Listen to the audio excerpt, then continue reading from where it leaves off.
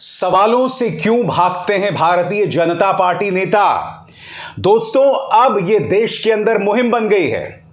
स्थानीय पत्रकार वो भारतीय जनता पार्टी के नेताओं से सवाल पूछ रहे हैं, डिजिटल पत्रकार सवाल पूछ रहे हैं और भाजपा के नेता भाग रहे हैं, उल्टे पांव भाग रहे हैं। दोस्तों, ताजा मिसाल आई है उत्तर प्रदेश सरकार में मंत्री जतिन प्रसादा की। जतिन प्रसादा से यह सवाल पूछा गया कि भाई उत्तर प्रदेश के अंदर जो सड़कों का बुरा हाल है उसके बारे में आप क्या कहेंगे। आगे उनसे यह भी पूछा गया कि यह बताइए कि जो लोग खराब सड़कों की फोटो डाल रहे हैं उनके खिलाफ एफआईआर क्यों हो रहा है। पूरा वीडियो देखिए दोस्तों, फिर मैं उसकी चर्चा करूंगा। देखिए पूरे कर बच्चा मिलने आया, धन्यवाद। बच्चा मिलने आया, लगातार जो वीडियो वायरल करते हैं उसको लेकर उसमें एफआईआर हो जाती है। वही आपके वोटर होते हैं। क्या लगता है ग्रामीणों पर जो एफआईआर कर दी जाती है, क्या इससे क्या पूरे कर बच्चा मिलने आया, धन्यवाद। बच्चा मिलने आया, लगातार जो वीडियो वायरल करते हैं उसको लेकर उसमें एफआईआर हो जाती है। वही आपके वोटर होते हैं। क्या लगता है ग्रामीणों पर जो एफआईआर कर दी जाती है, क्या इससे क्या। यहां दिक्कत दो किस्म की है दोस्तों। पहली दिक्कत खराब सड़कों को लेकर जवाबदेही मंत्री महोदय की है, जिसका मंत्रालय है उसको लेकर है, मगर मंत्री महोदय उसका जवाब नहीं देना चाहते। नंबर एक। नंबर दो, जो सवाल पत्रकार उठा रहे हैं कि जो लोग खराब सड़कों की फोटो डाल रहे हैं उनके खिलाफ एफआईआर हो रहा है। एक तो चोरी, ऊपर से सीना चोरी। पत्रकारों के इन सवालों का जवाब देना होगा कि आखिर वो कौन लोग हैं जिनके खिलाफ एफआईआर दर्ज हो रहा है, लोगों तक हकीकत पहुंचाने के लिए। क्या इस तरह से मंत्री भागते फिरेंगे जिनसे सवाल किया जाएगा? कितनी शर्मनाक तस्वीर है दोस्तों। और ये जो सो कॉल्ड युवा नेता हैं, कुछ दिनों पहले तक 10 जनपद के सामने दंडवत होते थे, राहुल गांधी की चाटुकारिता करते थे। अब यहां देखिए दोस्तों, पत्रकारों के सवालों का जवाब नहीं दिया जा रहा, और वो सवाल बिल्कुल सटीक है। वो सवाल क्या है दोस्तों कि सड़कें खराब क्यों हैं, नंबर एक। नंबर दो, जो लोग खराब सड़कों को लेकर तस्वीरें डाल रहे हैं उनके खिलाफ एफआईआर क्यों। सवाल होगा, जवाब मांगा जाएगा और जवाब देना पड़ेगा। मैं आपको याद दिलाना चाहूंगा दोस्तों, 2 दिन पहले की बात है, आई न्यूज की एक पत्रकार ने मीनाक्षी लेखी से हमारी पहलवानों के बारे में सवाल पूछा था और वो किस तरह से भागती हुई नजर आई थी। वो वीडियो आप में से अधिकतर लोग देख चुके होंगे, मगर मैं चाहूंगा आप ये वीडियो देखें, क्योंकि यह मुद्दा जो है अब तमाम जगहों पर वायरल हो रहा है। डिजिटल पत्रकार जो सही मायने में पत्रकारिता कर रहे हैं, वो सत्ता पर बैठे लोगों से सवाल कर रहे हैं और इसी तरह से भागते फिर रहे हैं। जतिन प्रसादा की मिसाल आप देख चुके हैं, आइए देखते हैं मीनाक्षी लेखी। मैम, रेसलर्स बैठे हैं, उनके लिए क्या कहेंगी? मैम रेसलर्स अपने मेडल,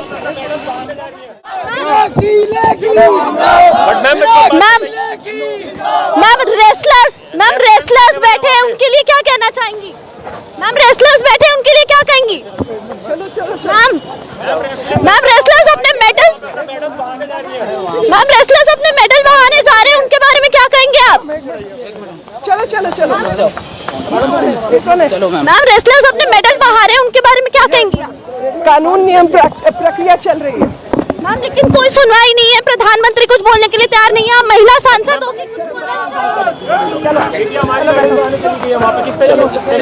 मैम महिला सांसद होकर आप कुछ बोल क्यों नहीं रही हैं इस मुद्दे पर?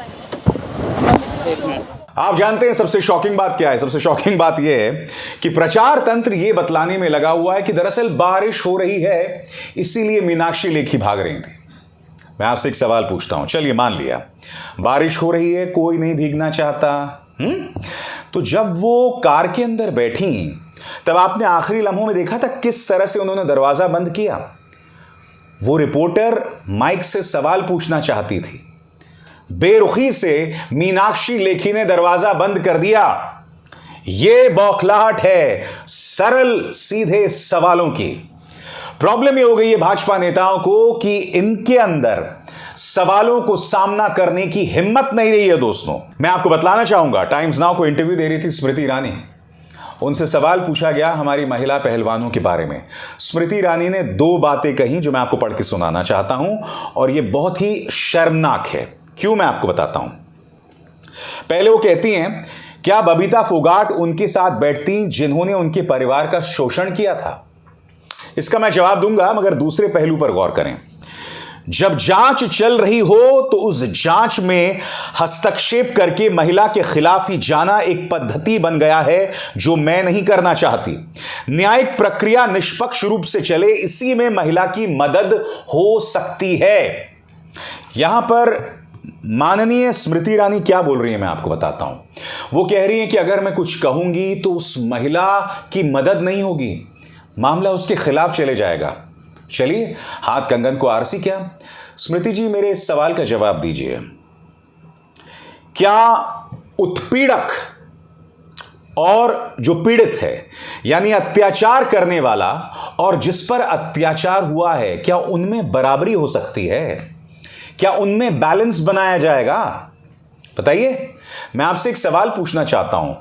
कुलदीप सिंह सेंगर के मामले में खामोश रही मोहतरमा, एक शब्द नहीं कहा इन्होंने, एक शब्द नहीं कहा दोस्तों। जब उस व्यक्ति को सजा हो गई तब भी एक शब्द नहीं कहा। याद कीजिएगा, स्वामी चिन्मयानंद के वो वीडियो सामने उभर कर आए थे, भाजपा के नेता स्वामी चिन्मयानंद, जिसमें वो लड़कियों के साथ, महिला नहीं, लड़कियों के साथ आपत्तिजनक स्थिति में देखे गए थे। उस पर भी एक शब्द नहीं बोला। आज जो आप बैलेंस बनाने की बात कर रहे हैं ना, मैं उसे बैलेंस नहीं स्मृति जी, उसे मैं कायरता कहता हूं। यह कायरता है और उसके अलावा कुछ नहीं। मुद्दे पर आइए, जो पीड़ित है उसके साथ खड़े होइए। और आप यह कहती हैं कि बबीता फोगाट क्या उन लोगों के साथ खड़ी होती जो उनके परिवार के खिलाफ होता? तो मेरे सवाल का जवाब दीजिए। बबीता फोगाट तो भाजपा की नेता है ना, उनका आपके साथ खड़े होना मजबूरी है। मगर मेरे सवाल का जवाब दीजिए। अभिनव बिंद्रा ओलंपिक्स में gold medallist, Neeraj Chopra Olympics में गोल्ड मेडलिस्ट, ये दोनों हमारी महिला खिलाड़ियों के पक्ष में खड़े हुए थे। इसके बारे में आपका क्या कहना है? या अभिनव बिंद्रा और नीरज चोपड़ा दोनों देशद्रोही हैं, किसी इंटरनेशनल टूल किट का हिस्सा हैं, जैसा कि आप अक्सर कहती हैं? और सबसे शॉकिंग है स्मृति ईरानी का राहुल गांधी के साथ ऑब्सेशन। हर मुद्दे पर राहुल गांधी की चर्चा, हर मुद्दे पर राहुल गांधी का जिक्र। मैं आपको बताता हूं कैसे हुआ यह दोस्तों, कि कांग्रेस ने यह ट्वीट किया, और यह ट्वीट यह कह रहा है कि अमेठी से स्मृति ईरानी गायब हैं। अक्सर ऐसा करते हैं, जो विपक्ष होता है वो सत्ता पक्ष के सांसदों के बारे में अक्सर करता है। मगर राहुल गांधी को लेकर स्मृति ईरानी इस कदर ऑब्सेस्ड हैं, इस कदर जुनून है कि उन्होंने क्या जवाब दिया इसका खुद देखिए। कहती हैं, हे दिव्य राजनीतिक प्राणी, मैं अभी सिरसिरा गांव विधानसभा सलून लोकसभा अमेठी से निकली हूं धूरनपुर की ओर। अगर पूर्व सांसद को ढूंढ रहे हो तो कृपया अमेरिका संपर्क करें। पूर्व सांसद यानी राहुल गांधी, यानी कि राहुल गांधी का जिक्र किए बगैर स्मृति ईरानी रह नहीं सकती। और वो राहुल गांधी आज की तारीख में अमेरिका की जमीन पर लगातार सवाल करके मोदी सरकार के बारे में, उसका नतीजा ये हो रहा है कि पूरी बीजेपी बौखलाई हुई है। ये देखिए, अनुराग ठाकुर इसे देश का अपमान बता रहे हैं, किरण रिजिजू देश का अपमान, यानी कि एक किस्म का टूल किट निकल पड़ा है। अगर राहुल गांधी प्रधानमंत्री नरेंद्र मोदी को स्पेसिमेन बताते हैं, जिसका अनुवाद अमित मालवीय ने नमूना किया था, हालांकि राहुल गांधी ने नमूना नहीं कहा था। अगर राहुल गांधी प्रधानमंत्री नरेंद्र मोदी की आलोचना करते हैं तो बीजेपी के मुताबिक ये देश का अपमान हो जाता है। अरे भाई, अगर एक विपक्ष का नेता प्रधानमंत्री नरेंद्र मोदी की आलोचना करता है तो यह देश का अपमान नहीं है, नंबर 1। नंबर 2, यह विपक्ष का फर्ज है। सबसे बड़ी बात, Modi is not equal to India. Modi देश के प्रधानमंत्री हैं, उनकी आलोचना की जा सकती है। मोदी की आलोचना देश की आलोचना नहीं है। इन लोगों ने याद दिला दी दोस्तों, 70 के दशक में एक सज्जन हुआ करते थे जिनका नाम था देवकांत बरुआ। देवकांत बरुआ ने स्वर्गीय इंदिरा गांधी के बारे में कहा था, India is Indira, Indira is India, यानी इंदिरा गांधी भारत हैं और भारत इंदिरा गांधी। वहां तो सिर्फ एक देवकांत बरुआ थे, यहां तो पूरे देवकांत बरुओं की फौज बनी हुई है दोस्तों।